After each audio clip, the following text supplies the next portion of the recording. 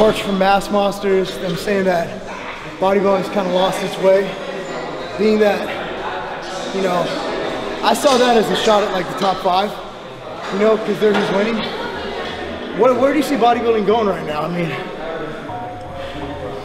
like, do you see it going back to the Zane days where you're 180 pounds, or do you see it going big Rami, or what do you see happening?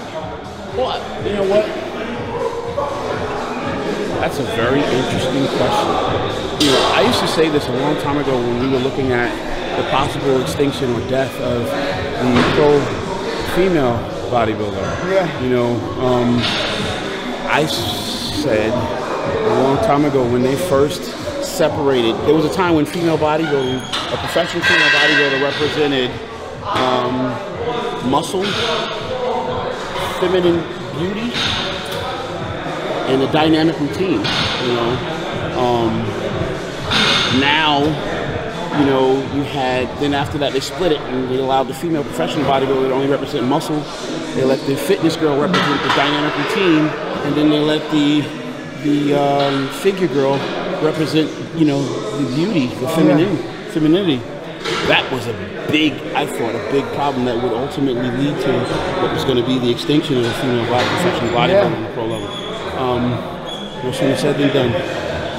I think as a sport, as a subculture, if we see the death of the female professional bodybuilding at that level, it's only going to be a certain amount of time before it comes knocking on your door too. You know, as a pro man, at some point, the idea, you're going to have to, it's going to scale back. It has to. It's, you know, I think it becomes inevitable in order to make this thing more marketable. We're looking at an explosion in new interest in the sport.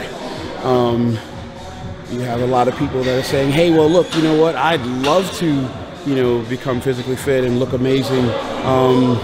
You know, the Jay Cutler of his heyday looks a little just too far for me to even imagine that I can reach. But you know what? Frank Zane, wow, that looks a lot more like something that I believe I can do. You know, ultimately, I do think that they're going to go with something smaller. You know, I just think it's inevitable. I think the hardcore bodybuilding fans that love the hardcore muscle at some point might be pushed further underground. There might be a split. You know, you know, I think, you know, in 10 years, the Super Bowl of bodybuilding and the ideal that will represent the image of the sport will probably be smaller, and probably with the ability to demonstrate a specific command of some skills, you know,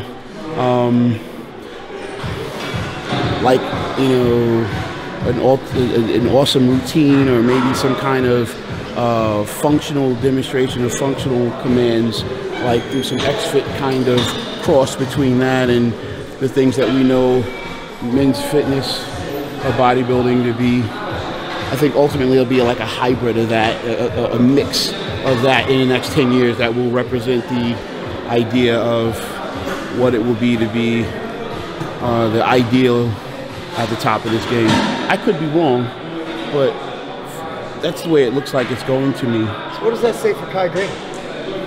Oh, Kai Greene is going to increase. And continue to speak to the increase of all that associated with him. So do you see you downsizing? Oh no, we're always increasing. We're always going to increase, whether on stage or, you know, beyond the stage. I think bodybuilding on stage is just a stepping stone. It's a platform to larger possibilities. So, you know, I don't think it's meant for me to always, you know, be just an athlete on stage.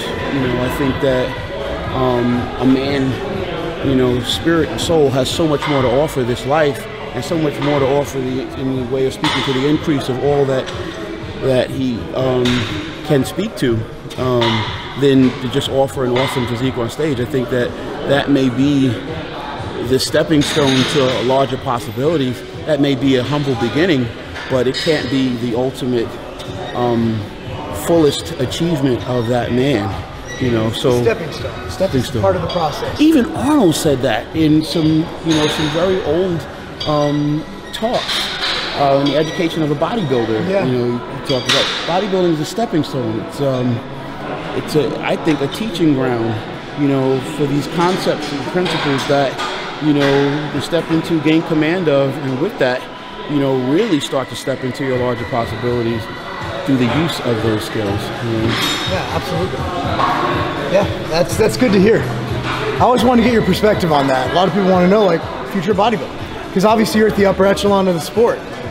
So, I want to know what your stance is. You know, that's a lot of people are like, why don't you ask Kai this? I'm like, okay, you know, I think that's a fair question. Where do you see the sport going? I think you can't just imagine that what I've been able to experience is going to be all that the sport has to offer. Yeah. There has to be room left in the idea of its evolution and ability to grow, you know, and to evolve into something that is not only considered better, but can better speak to the increase of everyone that, you know, supports it, is a part of it, and, you know, can appreciate the values and the business, the positive, you know, conversation to the business.